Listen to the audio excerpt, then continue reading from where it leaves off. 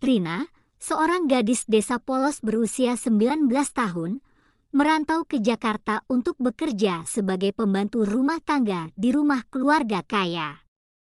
Ia bekerja di rumah Adrian, seorang pria mapan yang telah menikah namun rumah tangganya terasa hampa karena sang istri sibuk berkarir dan sering berada di luar negeri.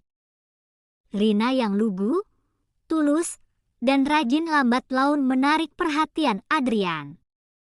Awalnya hanya sebatas percakapan kecil, perhatian sederhana, namun lama-kelamaan berubah menjadi hubungan terlarang. Rina yang tak pernah mengenal cinta merasa diperhatikan dan dimanja, tanpa menyadari bahwa dia sedang dijadikan pelarian dari kesepian, hingga akhirnya Rina hamil. Dunia Rina runtuh. Adrian panik dan mencoba menyembunyikan semuanya. Sementara itu, istri Adrian tiba-tiba pulang lebih cepat dari yang dijadwalkan. Konflik demi konflik pun terjadi. Rina dihadapkan pada pilihan sulit, haruskah ia mempertahankan anaknya atau menerima uang tutup mulut dan kembali ke kampung dengan luka yang dalam. Di tengah tekanan, Rina berjuang untuk mengambil kendali atas hidupnya.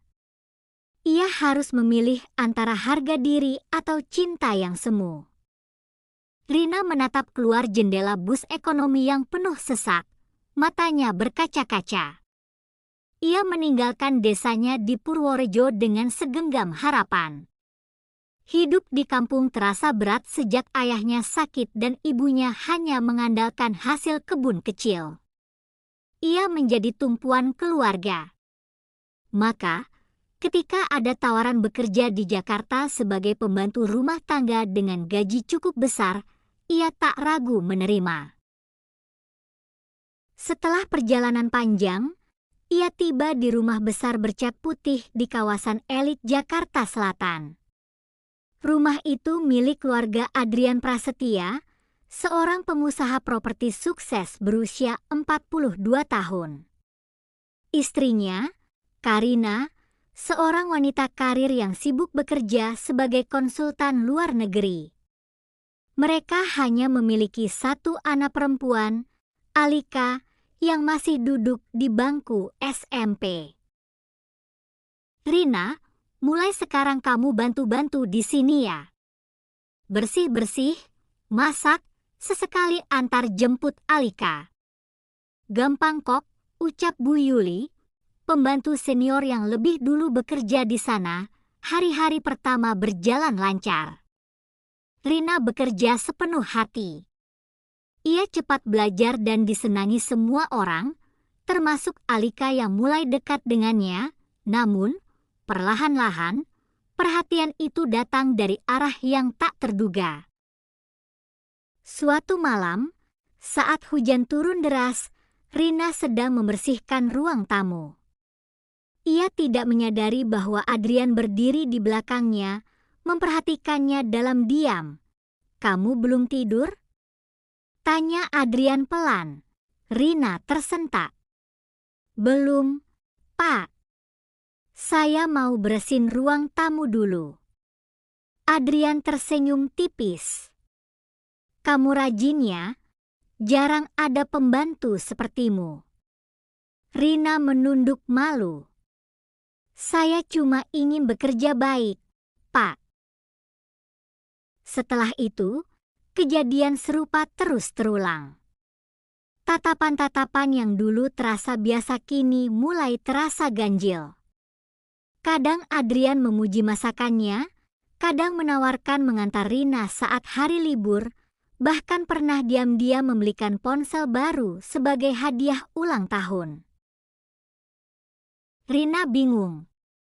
Ia tak ingin bersikap kurang ajar, tapi perhatiannya membuat hatinya yang belum pernah disentuh lelaki pun mulai goyah, hingga malam itu tiba, malam yang mengubah segalanya.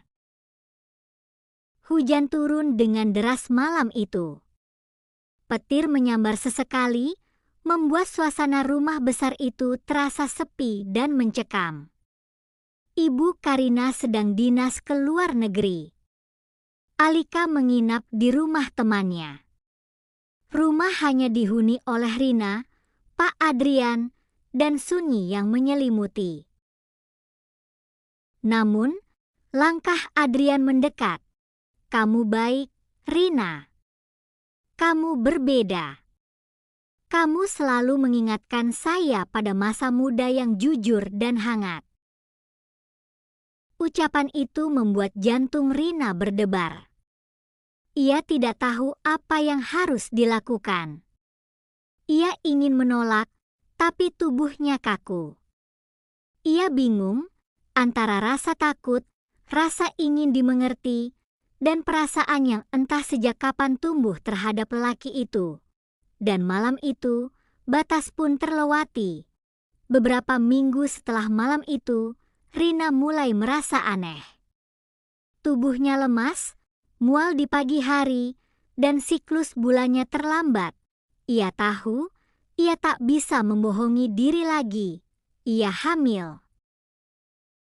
Ketika ia memberanikan diri mengatakannya pada Adrian, wajah pria itu berubah. Dari tenang menjadi panik. Ia bangkit dari sofa, berjalan mondar-mandir seperti kehilangan kendali. "Kamu yakin ini anakku?"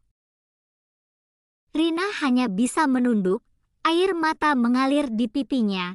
"Jangan menangis. Kita bisa atur ini. Saya akan beri kamu uang, kamu pulang saja ke kampung, dan anggap ini tidak pernah terjadi." "Tapi Pak, ini anak saya juga. Saya nggak bisa buang dia." Dan disitulah dunia Rina benar-benar runtuh. Hari-hari Rina berlalu dengan perasaan campur aduk.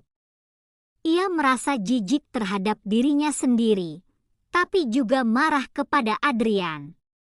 Setiap kali melihat bayangan tubuhnya di cermin yang mulai membesar, ia teringat malam itu, malam ketika ia kehilangan segalanya. Adrian menjadi dingin. Tak lagi menyapa, tak lagi menoleh. Semua perhatian manis dulu berubah jadi bisu. Bahkan, Bu Yuli mulai bersikap aneh, seolah mengetahui sesuatu tapi memilih diam. Suatu malam, Rina dipanggil ke ruang tamu. Di sana sudah ada Adrian. "Dan Karina, Rina," ucap Karina datar, menatapnya tajam. "Kamu hamil, ya?" Rina tak menjawab. Air matanya turun tanpa izin. "Siapa ayahnya?" tanya Karina lagi, kali ini dengan suara gemetar. Adrian menengahi. "Karina, dengarkan aku dulu. Ini kesalahan aku." Plek, tamparan itu mendarat di pipi Adrian. "Kamu tidur dengan pembantu? Di rumah ini?" Suara Karina meledak. "Perempuan ini masih anak-anak." Rina berlari ke kamarnya. Dunia terasa berputar. Ia ingin pulang. Ia ingin lari. Tapi kemana? Dengan siapa? Pagi harinya, Rina berkemas. Adrian memberinya sejumlah uang dalam amplop coklat. Uang tutup mulut. Rina menerimanya tanpa bicara sepatah kata. Ia tidak ingin berdebat lagi. Ia hanya ingin pergi. Tapi satu hal yang ia pegang erat, lebih dari uang, lebih dari rasa malu, ia memegang perutnya.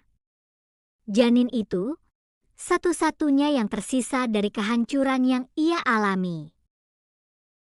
Setibanya di desa, ia disambut keluarga dengan pelukan hangat. Ia tak menceritakan semuanya. Hanya bilang, ia hamil, dan ia akan membesarkan anak itu sendiri. Semua tak mudah. Banyak bisik-bisik. Banyak sindiran. Tapi di balik rasa sakit, Rina menemukan kekuatan baru, bahwa cinta sejati kadang bukan datang dari laki-laki, tapi dari keberanian seorang ibu memperjuangkan anaknya.